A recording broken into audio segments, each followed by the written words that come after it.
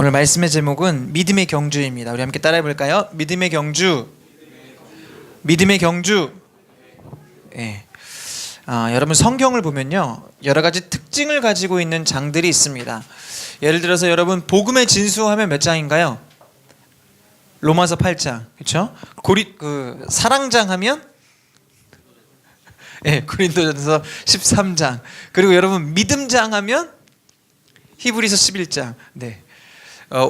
히브리서 11장에는 이제 믿음장이라고 불리는데, 그 믿음장에는요, 예수님을 믿고 믿음으로 살아간 믿음의 성도들의 모습들, 그리고 그들이 믿음을 지키기 위하여 어떠한 고난을 당하였는지, 그럼에도 믿음을 지키고 믿음으로 승리한 모습들이 이 히브리서 11장 믿음장에 잘 기록이 되어 있습니다. 여러분, 오늘 이제 우리가 함께 나누게 될 오늘 본문은요, 이 믿음장이라고 불리고 있는 히브리서 11장에 이은 히브리서 12장의 말씀입니다. 여러분 한번 생각해 보세요. 히브리서 11장이 무슨 장이라고요? 무슨 장이라고요? 믿음장이에요. 믿음을 지키고 살아간, 믿음을 위해 목숨을 건 믿음의 선조들의 모습들이 기록되어 있어요. 그들은요, 눈에 보이지 않는 하나님을 눈에 보이는 것처럼 믿고 섬겼다라고 기록되어 있거든요. 그러한 내용이 11장에 기록되어 있고 오늘 말씀이 그 다음 장이라고요. 여러분 생각해 보세요. 그렇다면 그 다음에 어떤 내용이 올까요? 왜 히브리서 11장에 믿음의 사람들은 이렇게 살았어? 그 다음에 히브리서 12장은 어떤 내용일까? 어떤 내용일까요? 예. 여러분, 뭐 그냥 그들은 그렇게 살았어, 뭐 그냥 이거 알려주려고 하는 건가요? 아니죠. 히브리서 12장을 읽고 있는 이 독자들에게 동일하게 너희들도 믿음의 삶을 살아라 라고 권면하기 위하여 이 히브리서 11장을 기록한 거예요. 히브리서 11장에는 이러한 믿음의 선조들, 이 사람들이 믿음을 지키기 위해 목숨을 걸고 이렇게 열심히 주님께 매달리며 살았어, 그러니까 너희들도 이러한 삶을 살아야 돼 라고 이 히브리서를 읽고 있는 독자들에게 권면하고 있는 내용이 오늘 말씀의 본문입니다. 여러분, 그렇다면 히브리서 기자가 믿음의 삶을 우리에게 어떻게 권면하고 있는지 우리가 1절 말씀을 함께 보도록 하겠습니다. 우리 1절 말씀 함께 읽을게요. 시작. 다시. 여러분 정신이 지금 좀 다들 이렇게, 여기 자 보시고 다시 한번 우리 1절 말씀 함께 읽겠습니다. 시작.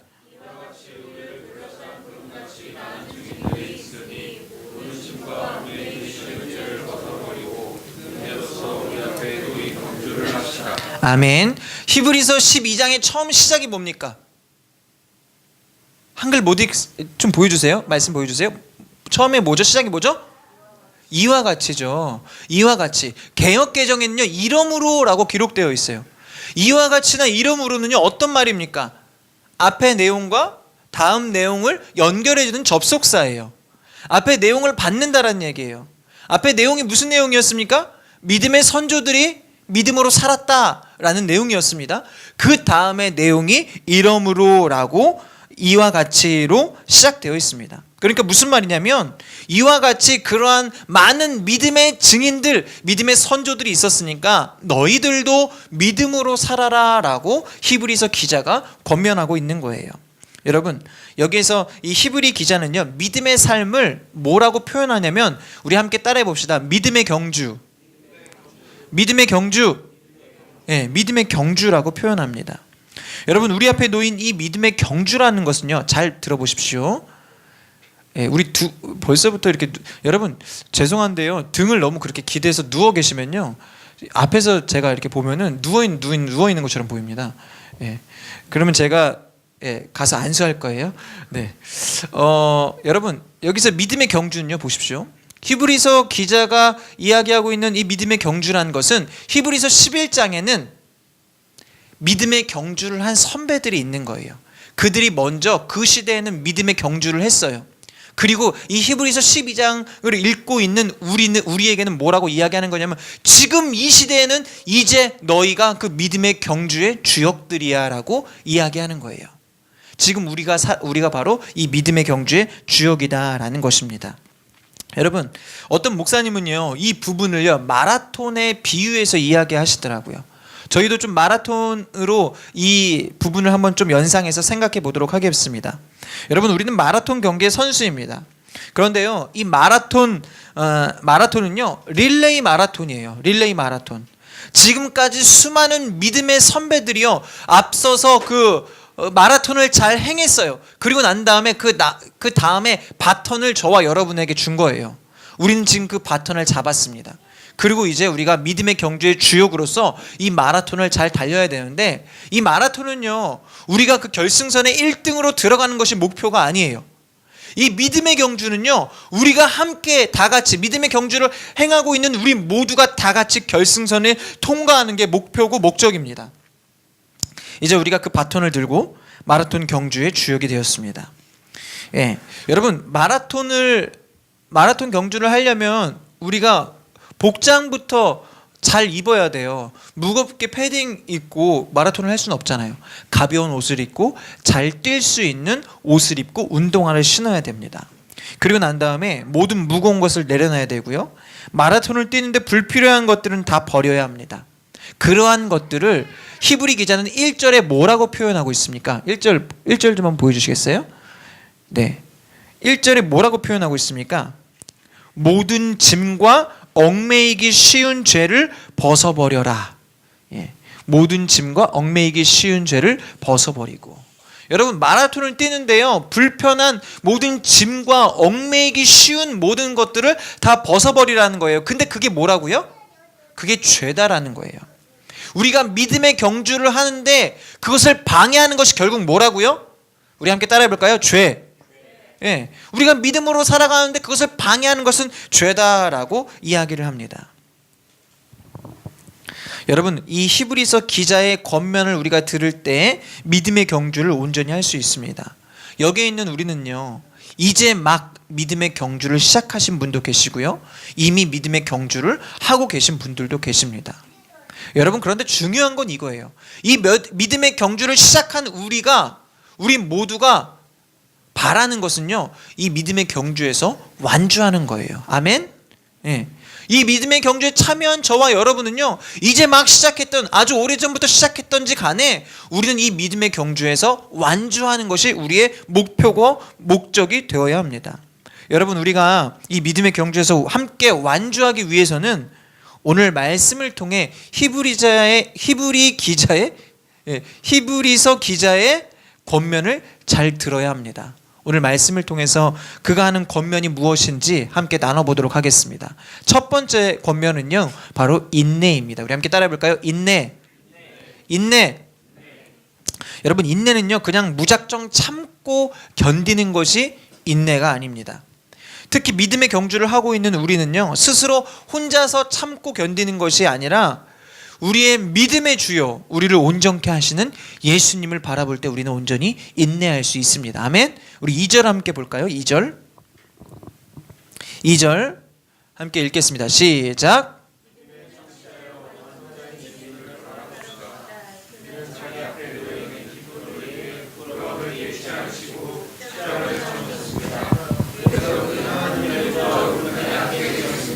아멘.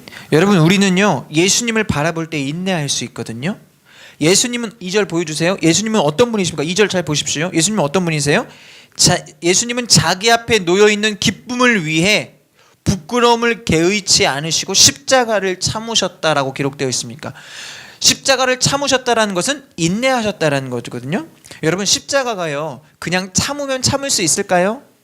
그냥 참아야지? 그럼 참아질까요? 십자가가요?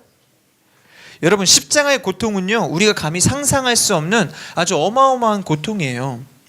육체적으로는 죽음에 이르는 고통인데, 여러분, 예수님의 제자들 중에는요, 생각해 보면 예수님께서 부활하시고 난 이후에 분명한 믿음을 가지고 이제 예수님의 제자들이 이제 사도로서 역할을 하게 되는데, 그 사도들 중에는 실제로 핍박받고 박해받아서 예수님보다 더 심한 고통을 당한 사람들도 있었어요.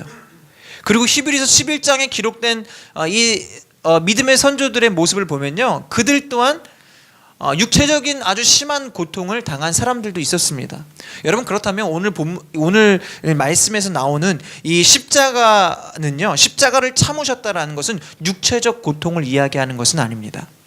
그렇다면 이 십자가를 참으셨다라는 것은 무엇을 의미하는 걸까요? 여러분, 십자가를 참으셨다라는 것은 무엇을 의미하는 걸까? 이것은요, 십자가는 우리가 상상할 수 없는 아픔의 자리인데, 왜 아픔의 자리이냐면 아들이신 예수님께서 아버지이신 하나님께 고통당하는, 외면당하는 고통을 당한 곳이 바로 십자가이기 때문에 그렇습니다. 하나님이 아들 예수님을 외면하신 자리가 십자가다라는 거예요. 여러분, 육신의 고통보다 더 힘든 것이요, 관계의 끊어짐입니다. 여러분, 관계가 한번 끊어져 보신 적 있으세요? 관계의 끊어짐. 관계가 끊어지는 것은요, 사람이 제일 힘들어하는 게 이 관계의 끊어짐이에요. 육체적 고통보다도 이 관계의 끊어짐을 사람이 힘들어한다라는 거예요. 그 고통을 예수님이 당하셨는데요. 여러분, 부모 자식 간의 관계가 끊어질 수 있다라고 생각하세요? 우리 기성전님 저기 앞으로 좀 오셔야 될 것 같아요. 너무 눈 감고 저를 이렇게 쳐다보셔갖고, 눈 감고 어떻게 보시는지 모르겠지만 네. 여러분, 부모 자식 간의 관계가 끊어질 수 있다고 생각하세요? 부모 자식 간의 관계는 절대 끊을 수 없어요. 그냥 마음이 상하고 마음이 단절됐다 할지라도 절대 끊을 수 없는 관계가 부모 자식 간의 관계거든요. 그런데 여러분, 하나님은 어떤 분이십니까? 삼위일체 하나님이세요. 아멘. 하나님은요, 삼위일체 하나님이세요. 영원 전부터 영원까지, 영원부터 영원까지 삼위일체 하나님이세요. 그런데 여러분, 성경을 보니까 예수님이 십자가에 달리셨을 때 어떤 상태로 십자가에 달리셨냐면, 죄인으로 십자가에 달리신 게 아니고요, 죄 그 자체가 되셔서 십자가에 달리셨습니다. 뭐라고요? 예수님이 뭐라고요? 죄 그 자체가 되셔서 십자가에 달리셨다라는 거예요. 여러분, 생각해 보십시오. 죄 그 자체이신 예수님을 하나님이 품으실 수 있으셨을까요? 하나님이 죄 그 자체이신 예수님을 바라보실 수 있으셨을까요? 그렇지 않다라는 거예요. 왜냐하면 죄 그 자체이기 때문에, 오히려 예수님이요, 죄 그 자체가 되셨기 때문에 십자가에 달리셨을 때 그 죄에 대한 완전한 대가, 완전한 형벌, 완전한 심판을 받으셔야만 했습니다. 여러분, 그래서요, 우리가 감히 뭐라고 이야기하냐면요, 십자가 상에선 그 삼위일체 하나, 그 삼위의 하나됨이 끊어진 상태이다라고 표현을 합니다. 그 십자가에서는 그 삼위일체, 그 삼위의 하나님이 끊어진 상태가 바로 십자가라고 이야기합니다. 여러분, 그래서 십자가의 자리는요, 우리가 감히 상상할 수 없는 아픔의 자리예요. 그런데 예수님께서 그 고난과 고통을 인내하고 견디셨다라는 거예요. 여러분, 이게 중요하죠. 무엇 때문에 그 고난과 고통을 인내하고 견디실 수가 있으셨을까? 무엇 때문에요? 오늘 2절에 보니까요, 2절 말씀을 함께 다시 한번 보여주실래요? 2절 말씀에 보면요, 여러분 한번 보십시오. 우리 함께 다시 한번 읽어보겠습니다. 시작. 믿음의 창시자요 완성자신 예수를 바라봅시다. 그는 자기 앞에 놓여있는 기쁨을 위해 부끄러움을 개의치 않으시고 십자가를 참으셨습니다. 그래서 그는 하나님의 보좌 오른편에 앉게 되셨습니다. 아멘. 마지막 부분에 보니까 그래서 그는 하나님의 보좌 오른편에 앉게 되셨습니다. 하나님의 보좌 우편에 앉게 되셨다라는 거, 이게 무슨 말입니까? 다시 하나님과 예수님과의 관계가 회복되었다라는 말이에요. 아멘. 십자가상에서 끊어졌던 그 삼위의 관계가 다시 회복된 관계를 이야기합니다. 여러분, 생각해 보십시오. 예수님이 원래 하나님과 회복해야 되는 관계인가요? 아니죠. 원래는 회복해야 되는 관계가 아니에요. 그분들은요, 삼위일체 하나님은요, 영원부터 영원까지 완벽한 한 몸이신, 한 분이신 삼위일체 하나님이시거든요. 그런데 그 예수님께서 다시 그 하나님과의 관계가 회복되는 것을 위해서, 그것을 위해서 십자가를 참으셨다라고 오늘 말씀에 기록되어 있어요. 이게 무슨 말입니까? 하나님과의 관계가 다시 회복되는 것을 위해서 그 십자가를 참으셨다. 여러분, 이게 무슨 말이냐면요, 예수님은 하나님과의 관계를 다시 회복하실 필요가 없으신 분이세요. 그런데 왜 무엇 때문에 회복을 해야만 했습니까? 우리의 죄 때문에. 우리의 죄를 대신해서 우리의 모든 죄의 대가를 치러 주셔야만 했기 때문에 그 십자가에 달리셨고, 그 다음에 하나님과의 관계를 회복시키신 거예요. 결국에는 무슨 말이냐면요, 죄로 인해서 하나님과 관계가 떨어져 있었던, 하나님과 관계가 멀어져 있었던 저와 여러분과의 그 관계, 하나님과 저와 여러분과의 관계를 회복시키시기 위하여 예수님께서 십자가의 고통을 참으셨다라는 거예요. 여러분 이해되십니까? 여러분 이해되세요? 저와 여러분을 구원하시기 위해서 저와 여러분이 하나님과 멀리 떨어져 있으니까 그 하나님과의 관계를 회복시키시기 위해서 예수님이 그 십자가 고통을 참으셨다라는 거예요. 여러분, 자식을 잘 들어보세요. 자식을 낳기 전까지는요, 부모의 마음을 절대 몰라요. 자식을 낳기 전까지는 부모님의 마음을 전혀 모르거든요. 저희 아들이요, 어린이집을 이제 다니기 시작했어요. 어린이집을 다니는데 하루에 2시간 정도 있거든요. 2시간 정도 이제 뭐 가면은 간식 먹어요. 가자마자 간식 바로 먹어요. 간식 먹고 조금 놀다가 바로 점심 먹어요. 바로 점심 먹고 조금 놀다가 이제 오는 거예요. 근데 처음에 가서 바로 이제 적응을 할 수가 없잖아요. 그래서 처음에는 엄마가 같이 데리고 갑니다.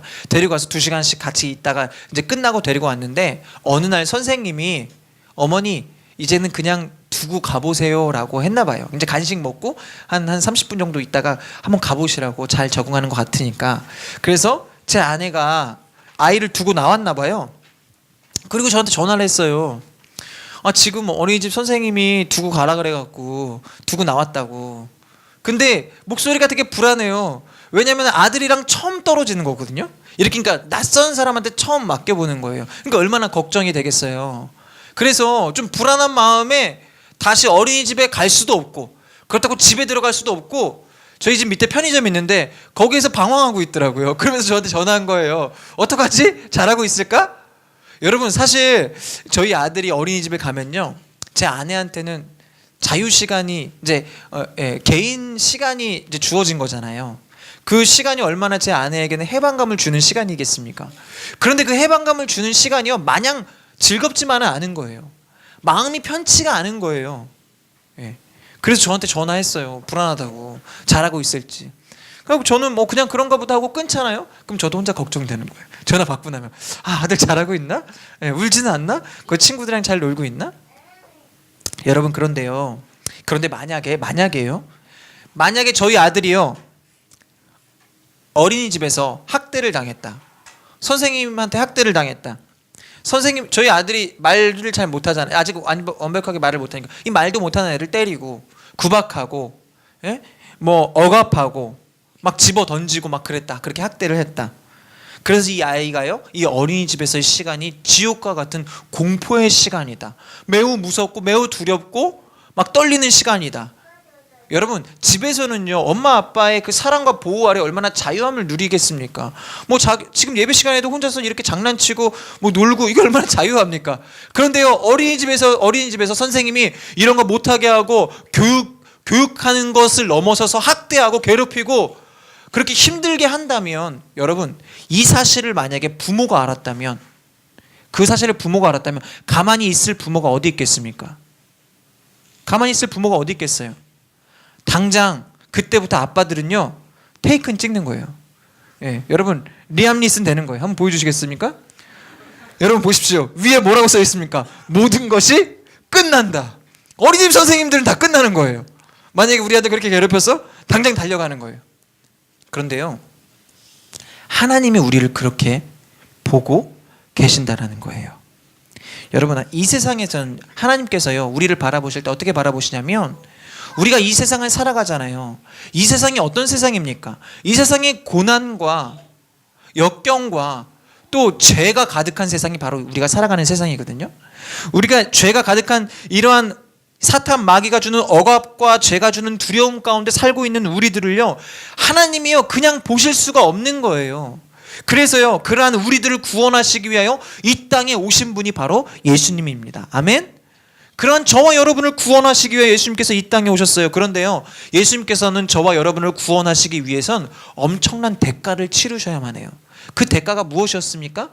아까 말씀드린 것처럼 십자가에서 모든 죄를 짊어지시고 죄가 되셔야만 했어요. 하나님과의 관계가 끊어져야만 했어요. 그래야지만 저와 여러분을 구원하실 수 있습니다. 여러분, 그런데요, 예수님께서는 저와 여러분을 구원하시기 위해 그 모든 죄의 대가를 치르셨다라는 거예요. 그렇게 하심으로 말미암아 결국에는 죄로 인해서 하나님과 화목할 수 없는 우리가 화목하게 되었고, 하나님께 나아갈 수 없는 우리가 하나님께 나아갈 수 있는 은혜를 입게 되었습니다. 결국 예수님께서 이 땅 가운데 오셔서 하신 것은요, 나를 구원하시고 하나님과의 관계를 회복하신 일이에요. 여러분, 오늘 이 시간 우리가 주 앞에 나와서 예배하는 것, 우리 예배를 받으시는 분이 누구세요? 하나님이시죠. 우리가 하나님께 나와서 이렇게 직접 하나님께 예배 드릴 수 있는 것도 우리가 예수 그리스도를 믿는 믿음 때문에, 예수님께서 십자가에서 나의 모든 죄를 짊어지시고 예수님께서 하나님과 나와의 관계를 회복시켜 주셨다라는 믿음이 있기 때문에 오늘 이 자리에 나와 하나님께 예배하고 있는 거예요. 여러분, 우리는 그 전까지는 하나님께 나아갈 수 있는 자들이었어요? 없는 자들이었어요? 없는 자들이었죠. 결국에는 여러분 보세요. 그래서 예수님을 믿는 믿음이 없는 자들은 하나님께 나와 예배할 수가 없어요. 예. 예수님이 나를 위하여 십자가에 대신 흘려주시고 하나님과 나와의 관계를 회복시키셨다, 이 믿음이 없는 사람들은 지금 이 자리에 나와서 예배를 드릴 수가 없다고요. 우리는 그 믿음이 있기 때문에 하나님께 나와 예배를 드리고 있는 거거든요. 여러분, 예수님께서 행하신 일들을 생각해 보십시오. 예수님은요, 십자가에서 우리의 모든 죄를 담당하셨고, 그러므로 말미암아 하나님과 우리와의 막힌 담을 허무셨습니다. 결국 예수님은요, 하나님과 우리와의 관계를 회복시키시기 위하여 자신의 관계를 끊으신 분이 예수님이신 거예요. 아멘. 우리는 그 예수님을 믿기 때문에 오늘 이 자리에 나와서 예배를 드릴 수 있게 되었고요, 그러한 예수님의 은혜로 우리는 믿음의 삶을 살게 되었다라는 거예요. 그런 예수님을 믿는 사람들이 오늘 이 믿음의 경주를 하는 거예요. 예, 이 믿음의 경주는요, 그냥 밖에 있는 사람들이 그냥 다 같이 가서 경주하자라고 해서 할 수 있는 게 아니고, 예수님을 믿게 된 다음에 믿음을 가진 사람들이 이 믿음의 경주를 하는 것인데, 여러분, 이 믿음의 경주에서 승리하기 위해서 우리가 아까 제가 뭐라고 말씀드렸죠?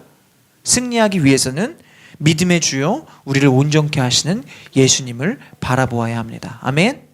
예. 우리를 위하여 십자가에서 희생하신, 십자가의 고통을 참으신 그 예수님을 바라볼 때 우리는 이 믿음의 삶을 온전히 살아갈 수 있게 된다는 거예요.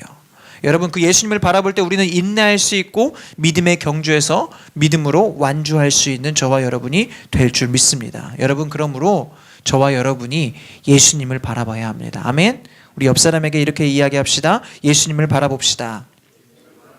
예, 우리에게 믿음을 주시고 우리에게 믿음의 경주를 할 수 있도록, 시작할 수 있도록 은혜를 내려주신, 자신이 관계를 끊고 우리와 하나님과의 관계를 회복시켜 주신 그 예수님을 바라볼 때 우리는 인내하면서 믿음의 걸음을 온전히 걸어갈 수 있다라는 거예요. 우리 옆 사람에게 다시 한번 이렇게 이야기할까요? 예수님을 바라보며 인내합시다. 시작. 아멘. 여러분, 예수님을 바라보며 인내하는 저와 여러분이 되시기를 소망합니다. 두 번째 권면인데, 두 번째는 징계입니다. 우리 함께 따라해 볼까요? 징계, 훈육. 예. 우리가 이러한 믿음의 경주를 하다 보면요, 처음에 마음을 잃어버릴 때가 있어요. 처음에 마음을 잃어버리고 나태해지거나 잘못된 길로 갈 때가 있습니다. 이게 바로 죄의 유혹에 빠지거나 좀 실족하거나 인내하지 못하고 낭망하는 그러한 상황인데, 여러분 이런 말 들어보셨죠? 지금 상태는 되게 안 좋아. 믿음의 상태가 되게 안 좋아. 그런데 나도 예전엔 교회 열심히 다녔어. 내가 예전에 정말 기도 많이 했어. 나 옛날에 전도 많이 했어. 이렇게 이야기하는 사람들이에요. 여러분, 믿음의 경주는 옛날에 행하는 게 아니고 지금 현재가 중요한 거거든요. 지금 내가 믿음의 경주를 하고 있는데 지금 현재 나의 모습이 중요하다는 거예요. 내가 신학을 하고 내가 전도사였고 내가 목사가 됐고 그게 중요한 게 아니고 직분이 중요한 게 아니고요. 내가 지금 얼마나 현재에 이 믿음의 경주를 잘하고 있는가, 내가 얼마나 예수 그리스도를 바라보고 이 신앙생활을 잘하고 있는가, 지금 현재가 중요하다라는 거예요. 옛날에 내가 했던 그런 사역들, 과거는 전혀 중요하지 않습니다. 믿음은 현재를 이야기하거든요. 내 현재의 상태가 중요하거든요. 그러니까 여러분, 예전에 잘 못했던 거 그것도 괜찮아요. 지금 내가 주님 앞에 나아가는 것이 중요하다라는 거예요. 여러분, 그런데 우리가 현재 바르게 살지 못하는 그러한 모습들, 현재를 이 믿음의 경주를 잘하지 못하는 그러한 모습들이 5절에 기록되어 있어요. 우리 5절 모습 함께 읽어보겠습니다. 5절 우리 함께 읽겠습니다. 시작. 또한 여러분은 하나님께서 아들들을 대하듯이 여러분에게 하신 권면의 말씀을 잊었습니다. 이르시기를 내 아들아 주의 훈계를 가볍게 여기지 말고 그가 책망하실 때 낙심하지 마라. 아멘. 여러분, 현재 바르게 가지 못하는 자들의 모습이 어떤 모습이냐면요, 말씀을 잊은 상태예요. 말씀을 잊은 상태. 여러분, 말씀에서 떠난 자는요 반드시 믿음의 경주를 온전히 할 수가 없습니다. 여러분, 말씀 없이는요 우리가 이 믿음의 삶을 온전히 살아갈 수가 없다라는 거예요. 말씀이 없으면 우리는 어떻게 살까요? 내 뜻대로 내 마음대로 살아갈 수밖에 없어요. 하나님께서 말씀해 주셔야 그 말씀으로 우리가 진리로 인도함을 받는데, 그 말씀이 우리 안에 없으면 우리는 내 뜻과 내 생각과 내 경험과 바르지 못한 나의 경험들로만 살아갈 수밖에 없다라는 거예요. 여러분, 그러므로 말씀 안에 거해야 합니다. 그런데요 여러분, 우리가 말씀 안에 거하지 않을 때, 내가 내 마음대로 내 뜻대로 살아갈 때 예수님이 그런 우리를 보시고 가만히 계실까요? 예수님은 우리를 구원하시기 위하여, 하나님과 우리와의 관계를 회복하시기 위하여 그러한 모진 고통과 고난을 당하셨잖아요. 그런데 우리가 잘못된 엇나가는 길로 가고 있을 때 우리를 그냥 두실까? 그렇지 않다라는 거예요. 그런 우리를 징계하신다라는 거예요. 왜 징계하시는가? 여러분, 왜 징계하시는가? 우리 6절 말씀 함께 읽어보도록 하겠습니다. 우리 6절입니다. 시작. 주께서는 사랑하시는 사람을 연단하시고 아들로 받으신 사람들마다 책찍질하신다라고 하셨습니다. 아멘. 여러분, 하나님께서 우리를 징계하시는 이유는 이것입니다. 사랑하는 우리 자녀들이 믿음으로써 온전히 살아가도록, 그 길을 온전히, 그 믿음의 경주를 온전히 수행하도록 우리를 징계하고 채찍질하신다라는 거예요. 여러분, 우리가 수련회 때 말씀 나눴어요. 하나님께서 우리를 왜 징계하시는가? 우리 기억나세요? 사랑하니까 징계한다라고 이야기 나눴었죠. 여러분, 저희 아들이 잘못된 길로 가고 있을 때 그냥 두는 게 사랑하는 건가요? 아니죠. 바른 길로 가도록 인도해 주는 것이 바로 부모의 역할이고 사랑이다라는 거예요. 여러분, 히브리 기자는요 8절에 이렇게 이야기합니다. 만약 우리가 죄를 지었음에도 징계가 없다면 사생자요 친아들이 아니다 라고 히브리 기자는 8절에서 이야기하고 있습니다. 여러분, 자녀가 잘 되길 바라는 마음은 부모라면 누구나 마찬가지입니다. 여러분, 그런데 하나님은 오죽하시겠습니까? 저와 여러분이 이 땅에서 하나님의 백성으로서 잘 되기를 바라는 마음, 누구보다 큰 마음을 가지고 계신 분이 우리 하나님이시다라는 거예요. 그래서 하나님이요 저와 여러분을 훈련하고 연단하고 징계하시는 거예요. 저와 여러분이 믿음의 삶을 온전히 걸어가도록 도와주시기 위함입니다. 여러분, 그런데요 이 훈련이나 연단이나 이 징계의 상황만 보고 하나님을 판단하는 경우가 있어요. 어떤 내가 어려움을 당했을 때 하나님이 날 치셨다라고 이야기하는 분도 있고요. 내가 막 어떤 어려움을 당했을 때 하나님이 나를 이렇게 어렵게 했다라고 이야기하는 사람들도 있습니다. 여러분, 그런데 그렇지 않다라는 거예요. 하나님은 이러한 것들을 통해서 결국에는 우리가 믿음의 길을 온전히 걸어갈 수 있도록 도와주시고 인도해 주시는 분이 우리 하나님이시다라는 거예요. 여러분, 7절 말씀 함께 읽어보겠습니다. 히브리서 12장 7절 말씀입니다. 우리 함께 읽겠습니다. 시작. 하나님께서는 여러분을 아들들같이 대하십니다. 아버지가 연단하지 않는 아들이. 아멘. 여러분, 결국에는 우리가 연단을 당한다라는 것은, 하나님께서 우리를 연단한다는 것은 우리가 하나님의 백성이고 하나님의 자녀라는 거예요. 예, 우리가 하나님의 자녀임을 증명하는 게 바로 하나님의 연단입니다. 여러분, 또한 하나님께서는요, 이 연단을 통해서 그의 거룩하심에 참여하도록 우리를 인도하십니다. 그의 거룩하심에 참여하도록 우리를 인도하세요. 그리고 그것은 결국 우리를 유익하게 합니다. 우리 11절 말씀 함께 읽어볼게요. 11절 말씀입니다. 시작.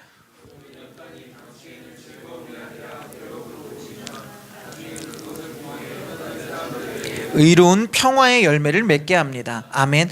연단이 처음에는 힘든 것 같지만, 연단이 고난인 것 같지만, 결국에는 이 연단을 통해서 사람들에게 의로운 평화의 열매를 맺게 한다는 거예요. 여러분 잘 보십시오. 군인이 훈련받는 이유가 뭡니까? 여러분, 군인이 훈련받는 이유가 뭐예요?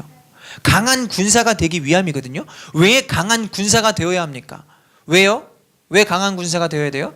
군인은 나라를 지키는 사람들이기 때문에 그렇습니다. 여러분, 이제 귀전도요, 훈련을 받고 강한 군사가 될 거예요. 예.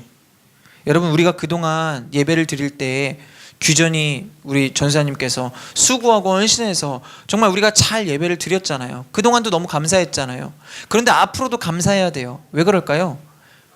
나라를 지킬 것이기 때문에 그렇습니다. 우리가 발 뻗고 잠을 잘 수 있도록, 예, 전사님은요, 군대에 가서 열심히 훈련받고 강한 군사가 되어서 나라를 잘 지킬 거예요. 우리는 그 덕에 발 뻗고 자는 거거든요. 예. 여러분, 마찬가지예요. 군인이 훈련받는 이유는 나라를 지키기 위해서, 강한 군사가 되기 위해서, 결국에는 강한 군사가 됐을 때 나라를 더 잘 지킬 수 있는 그러한 군인이 될 수 있기 때문에 이 훈련이 군사를 유익하게 하는 거거든요. 여러분, 제가 미용실 아줌마랑 잠깐 이야기를 좀 나누려고 하는데, 지금 제가 파마를 했는데 이 파마가 되게 잘 나왔어요. 네, 파마가 되게 잘 나왔는데, 제가 가는 이 미용실은요, 충남 논산에 있는 미용실이에요. 그러니까 거기를 맨날 다니는 건 아니고 어쩌다 가끔 내려갈 때 거기를 가는데, 제가 사역을 그만두고 그 논산에서 4개월 정도 살았었거든요. 그때 이제 가기 시작했던 미용실이에요. 그런데 그 미용실이 되게 잘 돼요. 되게 잘 돼요. 아주머니 혼자서 하시거든요. 아주머니 혼자서 하시는데 미용실이 되게 좁아요. 되게 좁은데 늘 사람이 많아요. 너무 좁고 너무 사람이 많고 가면은 늘 정신이 없어요. 내가 지금 머리를 하고 있는 건지 뭔지 늘 부담스러워요. 그리고 그런데도 불구하고 거기를 늘 가는데, 거기에 그 미용실 아줌마 자녀가 3명이 있거든요. 3명이 있는데 딸 하나에 아들 둘이었던 것 같아요. 맞나요? 딸 둘에 아들 하나인가? 어쨌든 딸 둘에 아들 하나인가? 어쨌든 그런데 이 큰 딸이 제가 처음에 갔을 때는 초등학생이었거든요. 이제 중학생이 됐더라고요. 중학생이 되었고, 이제 제가 막 머리를 말고 이제 한참 머리 말고 한 1시간 정도 기다렸나? 사람이 워낙 많고 하니까 아줌마가 그 의자가 3개인데 3개 딱딱 앉혀놓고 딱딱딱 만 다음에 다시 뒤로 앉으십시오 해갖고 딱 그러면 저는 앉아 있다가 기다리는 거예요. 기다리면 이제 그 상황들을 다 보잖아요. 애들이 이제 학교 끝나고 왔어요. 그때가 3월 4일이에요. 3월 4일이 처음 이제 입학한 날이었거든요. 근데 이제 애들이 3명이 다 온 거예요. 그 좁은 미용실에 그 아줌마 애들 3명까지 와서 얼마나 정신없습니까? 그 좁은 데서 어떤 한 애는, 아들은 막 TV 보고 있고, 엄청 좁아요. 막 아저씨도 앉아있고, 아저씨도 파마하는 아저씨도 있고, 아줌마들도 있고, 자꾸 말 걸고 막 이러는데 너무 부담스러운 상황인데, 이제 하도 정신이 없으니까 그 아주머니, 그 미용실 아줌마가 이제 이 자녀들을 집으로 보냈어요. 이제 학교 갔다 와서 거기서 뭐 교육할 게 있어서 그거 하고 집으로 보냈는데, 집에 간 그 딸아이가 엄마한테 전화를 하는 거예요. 근데 그 전화를 어떻게 하냐면 스피커폰으로 해요. 미용실 사람들 다 들으라고. 왜냐면은 전화를 받을 수가 없어. 그러니까 스피커폰으로 딱 열어놓고 하는데, 엄마랑 딸이랑 통화하는 내용이 다 들리잖아요. 그러니까 제가 그 내용을 듣는데 뭐 이런 거예요. 오늘 입학했는데, 오늘 중학교 처음 가고 입학을 했는데 필요한 것들이 뭐가 있고, 입학식을 갔다 오면 필요한 것들이 뭐뭐 있다라는 걸 알게 되잖아요. 그래서 필요한 것들을 알았고, 그 다음에 이것도 사야 되고 저것도 사야 돼. 엄마 이거 어디에 있어? 아, 거기 있구나. 그러면서 이건 내가 살게, 이건 내가 뭐 할게. 그리고 동생들은 뭐뭐 필요해. 이래갖고 동생들 것까지 이렇게 좀 챙겨주는 그런 통화의 내용이었거든요. 근데 그 아줌마는 여전히 너무 바빠요. 그렇게 통화하면서도 정신이 없어. 그 아줌마가 이제 마침 제 머리를 풀어줄 때 그 통화를 했어요. 근데 그런 통화를 하고 있는 그 아줌마의 모습을 보니까 돈은 많이 벌고 있지만 자녀들을 챙겨주지 못하는 그 미안함이 참 묻어 있는 거예요. 그래서 제가 말을 걸었죠. 제가 아줌마한테 잘 말 못 거는 사람인데 말을 걸었어요. 제가 이 미용실을 올 때마다 이 미용실은 참 바쁜 것 같다고, 늘 사람이 많고 그래서 아이들을 챙겨주시기엔 참 어려운 환경인 것 같다라고 이제 이야기를 했어요. 그러면서 이제 제 얘기를 했는데 저희 부모님도 장사를 하셨거든요. 저희 부모님도 장사를 하셔갖고 물론 그 미용실처럼 그렇게 눈코 뜰 새 없이 바쁜 그런 곳은 아니었어요. 그런데도 부모님 많이 챙겨주셨지만 그래도 저 나름대로 스스로 해야 될 것들이 있었거든요. 부모님이 때로는 바쁜 상황이 오면 그럼 이건 그냥 내가 해야 되겠다라는 그런 부분들이 있었어요. 그런데 여러분 지나고 나서 보니까요, 이게 저에게는 큰 훈련이었고 저에게는 이 자립심을 주는데 큰 도움이 되는 교육이었었거든요. 그런데 그런 이야기들을 그 아주머니한테 했어요. 지금 아주머니 모습을 보니까 옛날 내 모습이 생각이 납니다. 지금 부모님, 그러니까 이 자녀들을 얼마나 이렇게 좀 보호해주고 케어해주고 싶으신데 못하는 모습이 얼마나 마음이 아프세요라고 이야기하면서, 그런데 이렇게 자녀들을 신경은 못 쓰지만 이 큰 딸이 동생들도 챙기고 본인이 이렇게 자기 일을 스스로 하는 것들이 결국에는 이 딸에게 큰 도움이 될 거예요라고 이렇게 좀 위로를 했거든요. 그랬더니 그 아줌마가 저한테 이렇게 막 팔을 걷어 소름 끼쳤다고. 자기가 늘 아이들에 대한 미안한 마음을 늘 가지고 있었다라는 거예요. 그러면서 자기가 큰 위로를 받았다라고 이야기를 하더라고요. 그런데 여러분, 요즘에는요, 중학생이 아니라 고등학생이 아니라 대학생들도요, 자기가 해야 될 것들을 엄마가 다 챙겨줘야 되는 사람들이 있어요. 그런 사람들은 평생 가는 거예요. 아무것도 못 챙겨, 그러니까 그게 어렸을 때부터 계속 습관이 된 거예요. 그러니까 자기 스스로 아무것도 못 하는 거예요. 여러분, 이제 제 아내 동생, 이제 처제가 제 아내가 아이를 낳고 난 다음에 처제가 아이를 되게 잘 봐주거든요. 아이를 왜 잘 보는지 아세요? 제 아내보다 아이를 더 처음에 잘 보더라고요. 왜 잘 보는지 아세요? 저희 막내 동생이 어려요. 그러니까 이 처제가 어렸을 때부터 이 막내 동생을 봐온 거야. 그게 훈련이 된 거야. 그러니까 이 조카를 처음에 엄마보다 너무 능숙하게 보는 거예요. 여러분, 이러한 모습들이요. 그래서 제가 이제 그런 모습들을 이제 그 아주머니한테 이야기했죠. 결국 그것들이 이 아이들에게는 큰 성장의 밑거름이 될 것이다 라고 이야기를 했죠. 여러분, 마찬가지입니다. 지금 우리가 처한 이러한 징계나 이러한 연단이요, 때로는 우리를 힘들게 하는 것 같고 우리를 어렵게 하는 것 같지만 결국에는 그것이 우리를 새롭게 하는, 우리를 더 주님께 나아가게 하는 그런 주님의 인도하심이다라는 거예요. 여러분, 이제 귀전이요, 나라의 부름을 받고 군대에 갑니다. 그래서 이제 전사님이 맡고 있었던 사역들이 여러 가지가 있지 않습니까? 그 사역들을요, 우리가 이제 함께 나눠서 성도들이, 저 한 사람이 했던 거를 여러 성도들이 나눠서 해야 됩니다. 근데 나눠 보니까 그래도 너무 힘들어요. 우리 전사님이 정말 많은 것들을 했더라고요. 근데 우리가 전사님이 했던 이 사역들을 나눠서 감당할 때 그것이 때로는 우리에게 어렵고 힘들 수도 있지만 우리가 순종하고 인내한다면 그것이 저와 여러분에게 그리고 우리 공동체에게 반드시 유익이 될 줄 믿습니다. 아멘. 여러분, 가령 찬양 인도입니다. 찬양 인도. 제가 아까 말씀드렸는데 우리가 전사님이 찬양 인도할 때 얼마나 편하게 예배 잘 드렸습니까? 전사님이 찬양 인도할 때 우리가 얼마나 그 찬양 기쁘게 했습니까? 그런데 전사님이 찬양 인도할 때 우리가 예배를 준비하면서 얼마나 많이 기도했나요?